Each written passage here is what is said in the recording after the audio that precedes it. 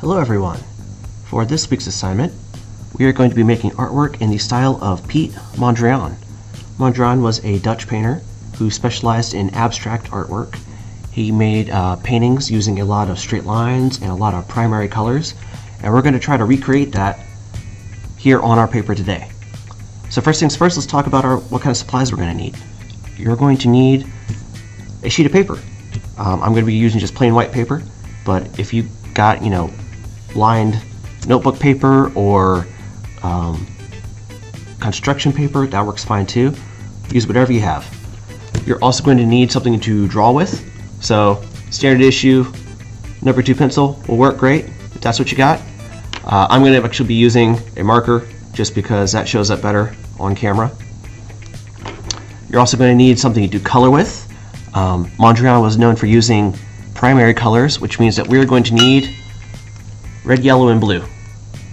I'm going to be using markers, but if you've got colored pencils, that will also work.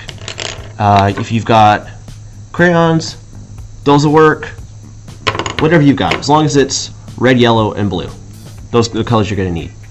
You're also going to need something to make straight lines with. He was very much known for using straight lines as artwork. So I'm going to be using a ruler. If you don't have a ruler, really anything with a straight edge will work. So you could use another sheet of paper, if that's what you got. You could use the back of one of your notebooks. This cardboard right here works great for drawing straight lines. If you've got junk mail lying around the house, that works great. Lots of straight lines, and nobody cares if you mark it up, because it's going to get thrown away anyway. Let's be honest. So, first things first, we're going to need to create some straight lines on our paper. So I'm going to take my straight edge, and I'm going to kind of line it up with the edges of the paper, just like this. And I'm going to make a line. I'm also going to drop the lid to my marker on the floor, but that's okay. We'll pick it up in a minute. Alright, straight line. Then we're going to make another one going a different direction. So I'm going to put my ruler like this, again squaring it up with the edges of the paper, and I'm going to draw another straight line. Just like that. Now you do not have to put your lines in the same places that I am. These are just kind of random choices that I'm making, but if you want to do yours, like over here or down here, wherever you need to put them. The other thing you might want to consider doing is changing up how thick your lines are. So, for instance, I'm going to put one right here, but instead of just putting a line like that, I'm going to double it up a little bit, make it a little thicker. What that's going to do is it's going to create some interest on my paper, and I'm going to fill it in. I missed. Let's try that again. Nope, still missing. One more time. There we go. That's working. Maybe. Now we'll just color it in.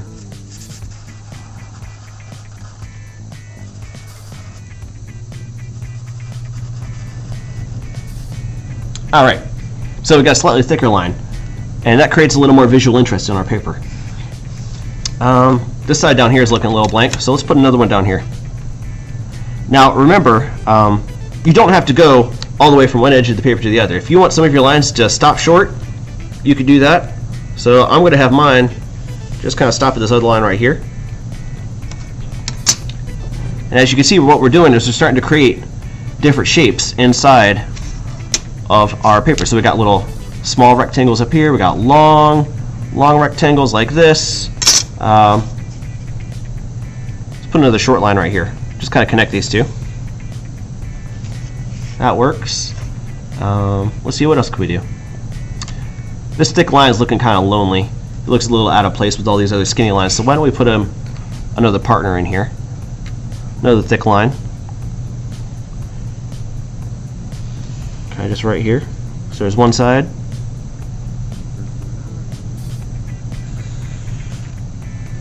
There's the other side. And I'm just going to kind of color in the middle a little bit.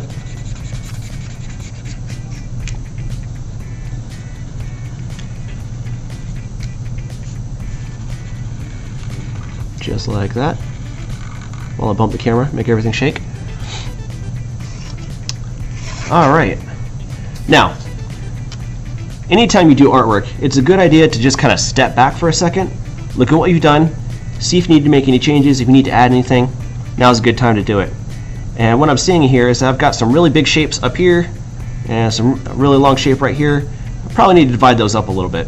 So I'm going to put the short line right here, and I think another the one down here, just to chop this big boy up a little bit. That looks pretty good. Alright, once you get all of your lines in place, the next step is to add your color. So we're going to pull out those primary colors, red, blue, and yellow, and we're going to pick random squares to fill in. We don't want to cover everything. We want to have mostly white space with little pops of color on it, which is going to create visual interest. It's going to make each individual color stand out a lot more than if the whole thing was colored in. So I'm going to randomly pick a color, close my eyes, and I end up with red. Alright, so I've got a red. Red is a very intense color, which means that we're probably going to want to use less of it. So I think this guy seems like a good candidate. Let's color him in red.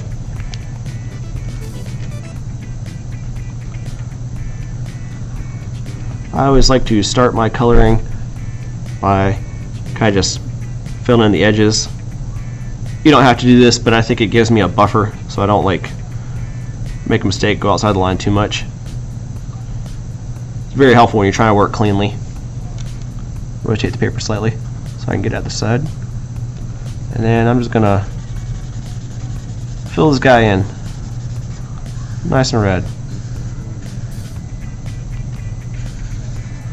We want it nice and bold.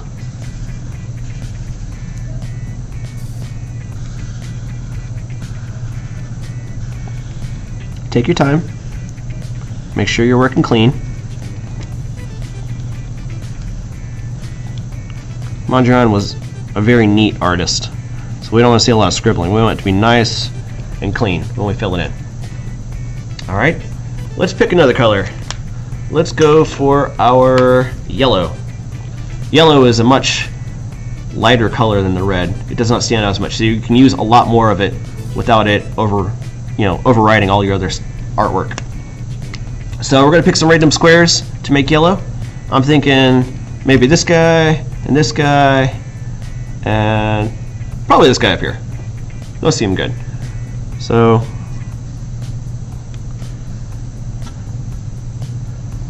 filling this in yellow.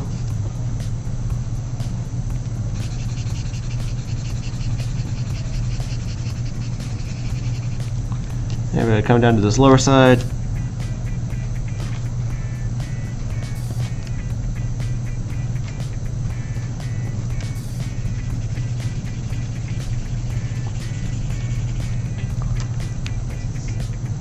And one more.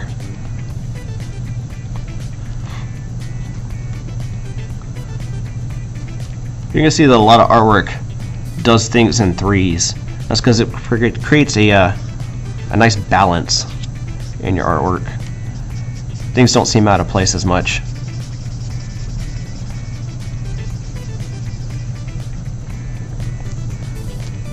Missed a spot. Take your time. Don't miss spots like Mr. Wood. Alright, that looks good. So, we need to do one more color. We're going to pull out our blue. Blue is a very dark color, so we're not going to do quite as much of it. Let's see here. What would be good and balanced? Maybe like right here, and let's see here. Maybe right here. Yeah, we'll only do two. I tend to go for a lot of blue in my artwork because I really like the color blue. I'm not sure why. I just think it's pretty.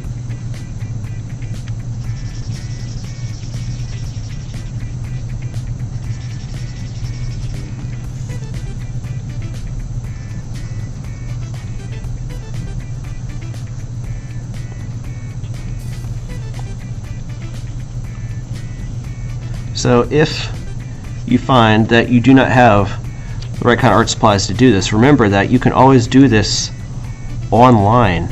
I shared a online resource, the Tate Paint program, in Art Week 1. So you can just pull that up, make your artwork there, and take a screenshot of it, and you could post that instead if you don't have a drawing. That'll work fine too.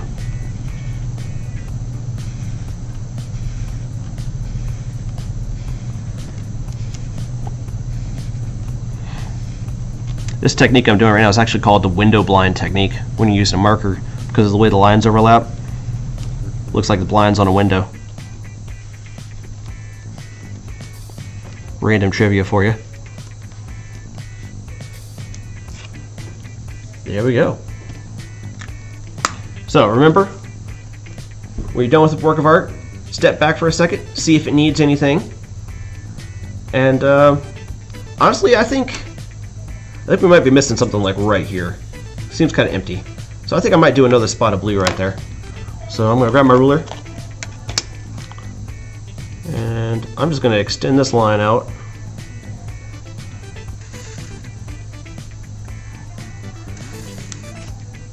A little bit there. And we'll fill him in blue as well. Always double check your work, even with your artwork. You might come back to something and realize that, you know, I missed something there. Doesn't look quite right. That needs to be adjusted. But that's okay. Yes, that looks much better. So, when you are done with your artwork, make sure that you take a picture of it and you post it to our class art gallery in Padlet. The link is in the share box at the end of our Art Week 4 slide. And remember to have fun with this. All right, thanks guys.